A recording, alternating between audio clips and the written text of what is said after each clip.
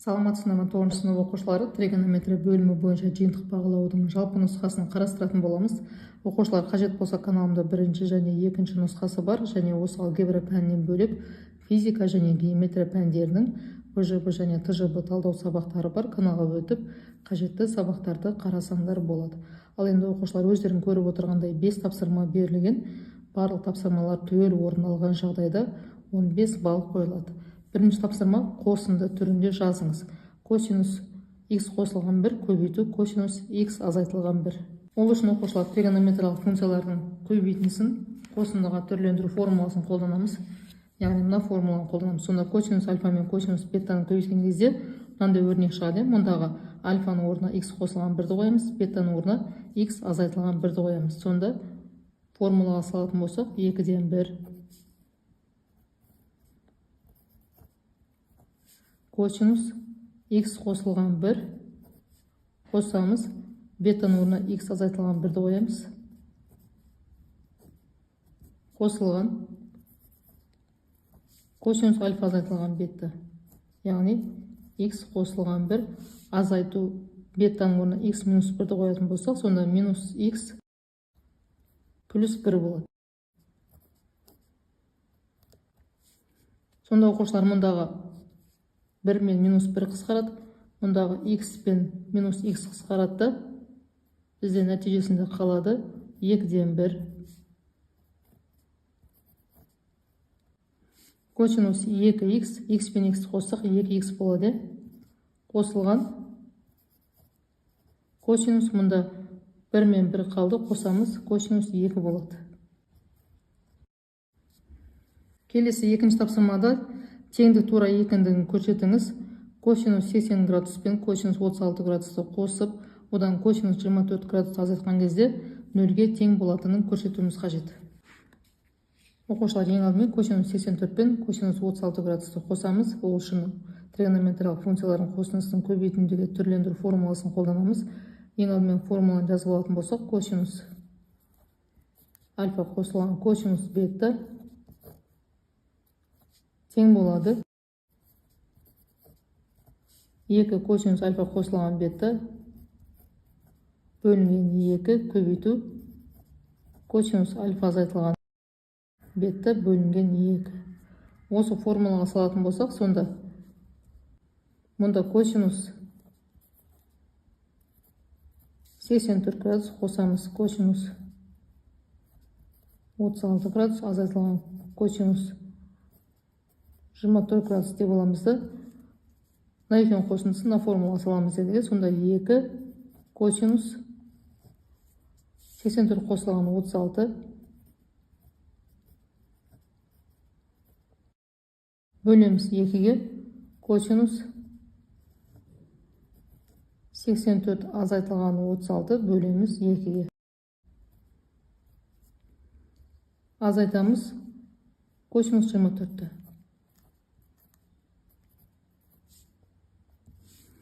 Сонда оқушылар 2 косинус деп жазылақ, 84-ке 36-ны қосамыз, 120 болады, 12-ге бөлетін болса 60 градус болады. Көбейтеміз, 84-тен 36-ны азайтамыз, 48 болады, 2-ге бөлсек 24 болады.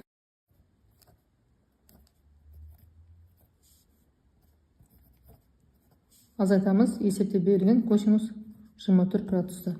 Мұнда оқушылар косинус 60 градусты 2-ден 1-ге тең, сонда 2 көбейтілген 2-ден 1 деп аламыз.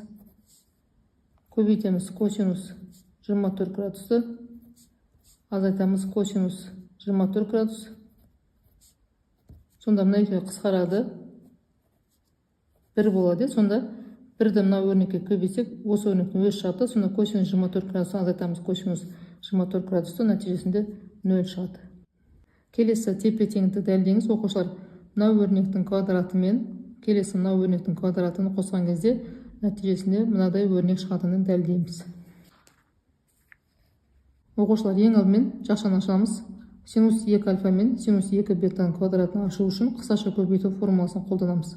Қысқаша көбейту формуласы бойынша екі өрнектің осындысының квадраты тең болады бірінші өрнектің квадратына плюс 2 еселенген бірінші және екінші өрнектің көбейтіндісіне плюс екінші өрнектің квадратына. Сонда синус 2 альфа мен синус 2 беттаның квадраты ашылады. Синус квадрат 2 альфа қосылған 2 синус 2 альфа синус 2 бетта қосылған синус квадрат 2 бетта. Келесі косинус 2 альфа мен косинус 2 бетта ашылады. Косинус квадрат 2 альфа қосылған 2 косинус 2 альфа косинус 2 бетта қосылған косинус квадрат 2 бетта.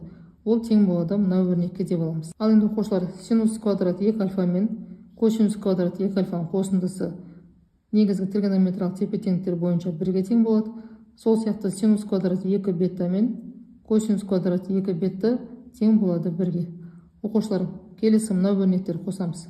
2 синус 2 альфа синус 2 бетта, 2 косинус 2 альфа косинус 2 бетта. Екеуінде де 2 деген өрнек бар, яғни сан бар, оны жақшаның алдына шығарып аламыз. Сонда жақшаның ішінде мынадай өрнек қалады. Енді оқушылар, жақшаның ішіндегі мына өрнекті қосу үшін қосу формулаларын қолданамыз. Косинус альфа минус бетта тең болады косинус альфа косинус бетта қосылған синус альфа синус бетта деген формула бар. Сол формулаға салатын болсақ, сонда мына өрнекті біз мына түрге келтіруіміз керек. Сонда альфаның орнына 2 альфаны аламыз, ал бетаның орнына 2 бетаны аламыз. Сонда мына екеуін қосқан кезде 2 болды, 2 түседі. Косинус жақшаның ішінде 2 альфа азайтылған 2 бетта қалады. Тең болады мына өрнекке деп аламыз. Ал енді оқушылар, мұндағы 2-ні жақшаның алдына шығарып аламыз. Сонда косинус 2 альфа минус бетта қалады. Енді мұндағы альфа минус беттаны толығымен альфа деп аламыз да мына формулаға саламыз. Сонда косинус 2 альфаның бірнеше формуласы бар, яғни 3 формуласы бар. Соның ішіндегі мына формуланы қолданып өрнекті ықшамдайтын болсақ, сонда 2 косинус квадрат альфа минус бетта минус 1 болады. Мұндағы альфаның орнына біз альфа минус беттаны қойдық. Сонда тең болады мына өрнек деп аламыз. Ал енді жақшаны ашатын болсақ, мына сол түседі, 2-ні көбейтеміз. 2 косинус квадрат альфа минус беттаға 4 косинус квадрат альфа минус бетта болады. 2-ні көбейтеміз минус 1-ге 2 түседі. Енді осы жерден оқушылар, мұндағы 2 мен минус 2 қысқарады, мына өрнек қалады. Ол тең болады мына өрнекке. Мінекей осылай тепе-теңдік дәлелденді деп аламыз. Келесі оқушылар, 4-ші тапсырма синус 75 градус көбейтілген синус 15 градус өрнегінің мәнін табыңыз. Ол үшін оқушылар тригонометриялық функциялардың көбейтіндісін қосындыға түрлендіру формуласын қолданамыз. Яғни мына формуланы қолданамыз. Енді орнына қоятын болсақ, синус 75 градус көбейтілген синус 15 градус тең болады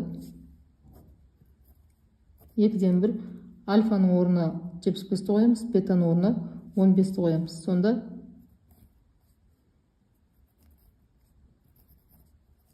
косинус 75 градус азайтылған 15 градус азайтамыз косинус 75 қосылған 15.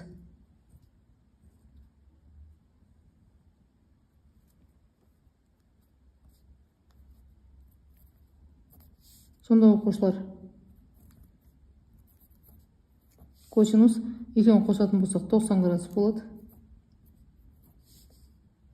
Азайтамыз косинус. Мұнда оқушылар бірінші азайтамыз 60 градус болады. Келесі қосамыз 90 градус болады.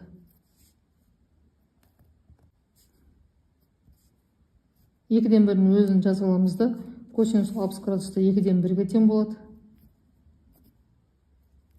Минус 90 градуста 0-ге тең болады. Екеуін көбейтеміз, 0-ді азайтамыз, сонда 4-тен 1 болады екен.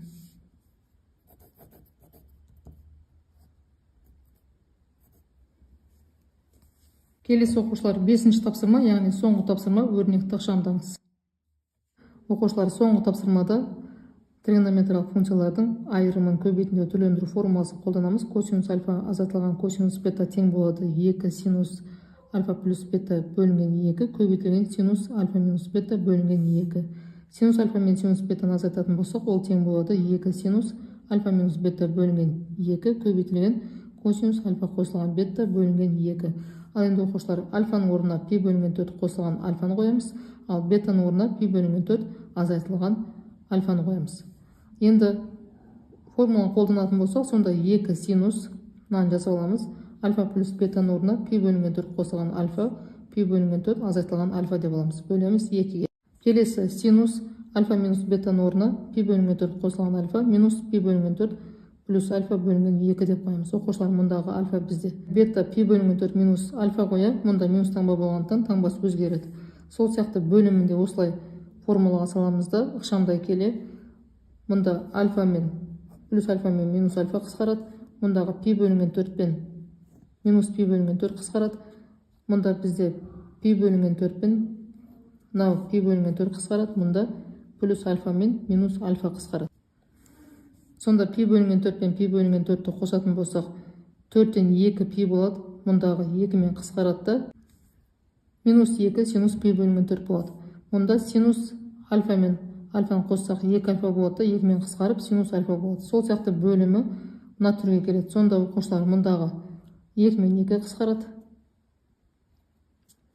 синус альфа мен синус альфа толығымен қысқарады. Синус пи бөлінген 4 деген сөз ол синус 45 градус, синустың 45 градустағы мәні түбірасты 2 бөлінген 2 тең, мұндағы минус таңба түседі. Сол сияқты косинус пи бөлінген 4, яғни косинус 180-ді бөлеміз 4-ке 45 болады. Косинус 45 градустағы мәні 2-ден түбірасты 2 болады. Сонда оқушылар, минус 2-ден түбірасты 2-ні бөлеміз 2-ден түбірасты 2 минус 1-ге тең болады. Жауабы мінекей минус 1 болады. Сонымен оқушылар, өздерің көріп отырғандай жалпы нұсқасын толық талдап аяқтадық. Түсінбеген сұрақтарың болса, комментарияға жазып сұрасаңдар болады. Каналға жазылыңдар, лайк басып, өздерінің пікірлеріңді қалдыруды ұмытпаңдар. Сау болыңдар.